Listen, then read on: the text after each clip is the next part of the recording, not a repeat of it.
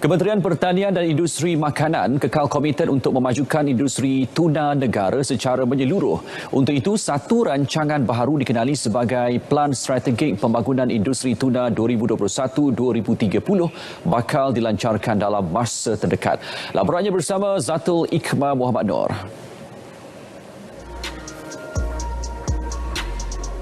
Pelan strategi itu tidak hanya terhad kepada aktiviti penangkapan sahaja, malah pelbagai aktiviti lain dalam rantaian industri akan turut dibangunkan, termasuk pelabuhan, pengangkutan, penyimpanan dan pemprosesan.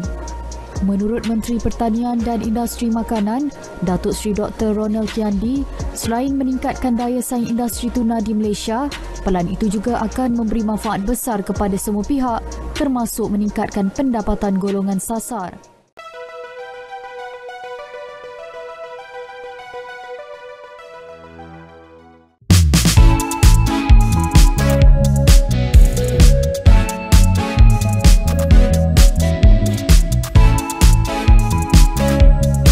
Anak syarikat Pharma Corporation Sdn Bhd telah mengambil peluang untuk kita memasarkan hasil pertanian dan buah-buahan, sayur-sayuran, barangan proses dan juga barangan keperluan harian untuk kegunaan anak-anak kapal semasa di perairan ataupun semasa bekerja di laut. Anak-anak kapal akan pergi ke sana selama 3 bulan.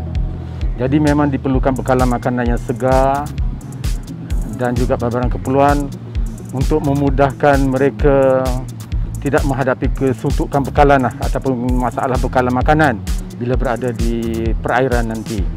Jadi Industri Pharma Corporation mengambil peluang ini untuk sama-sama kita membantu pihak AORB Group bagi mendapatkan bekalan makanan pada harga yang munasabah yang boleh orang kata menguntungkan kedua-dua belah pihak. Jadi ini akan memberi peluang juga kepada pengusaha tempatan lah, contoh daripada petani-petani kita di ladang di bawah program ladang kontrak farma untuk kita dapatkan bekalan terus pada ladang dan kita terus bawa kepada untuk digunakan oleh anak-anak kapal daripada AORB Group. Jadi saya yakin bahawa dengan kerjasama ini insya-Allah kita akan dapat meningkatkan lagi potensi perniagaan masing-masing dan juga potensi perniagaan ikan tuna bukan sahaja untuk pasaran domestik dan juga untuk pasaran antarabangsa. Jadi kita pun membangunkan usahawan-usahawan pemproses juga, sos cili dan sebagainya itu adalah daripada pengusaha-pengusaha di Pulau Pinang sendiri yang membekalkan kepada farma dan kita bekalkan juga kepada AORB. Jadi saya yakin dengan ekosistem yang kita wujudkan ini, insya-Allah industri tuna kita akan dapat diperkasakan dan dimantapkan untuk mendapat kepulangan ekonomi kepada negara kita.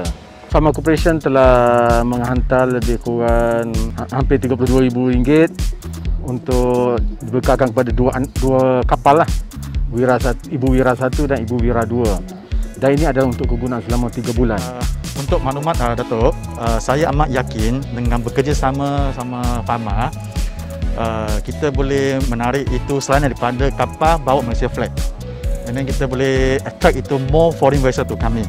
And for untuk maklumat Datuk, sekali kalau kita review dari segi isi air, minyak, makanan, buah-buahan, dia lebih kurang paling kurang 300,000 satu kapal. Dia between 300,000 sama itu 450,000 Malaysia ringgit satu kapal untuk satu kapal. Cuma untuk ini try run saja 30,000 cuma untuk itu makanan saja. So saya akan berjalan mungkin pihak itu LB, JW sama itu Pharma, kita boleh develop supply itu ikan umpan. Ikan umpan because dia ikan umpan di salah satu majority itu supply untuk sama itu kapal. So untuk future then kalau pihak Pharma dia berminat, kita boleh bekerjasama lah. And then tujuan saya kita harap itu Malaysia government boleh create satu propernya dedicated tuna landing port supaya kita boleh attract selain daripada Malaysia punya flag, dan kita boleh attract itu more foreign vessel kapal anggap sebagai Malaysia sebagai satu tuna hub center.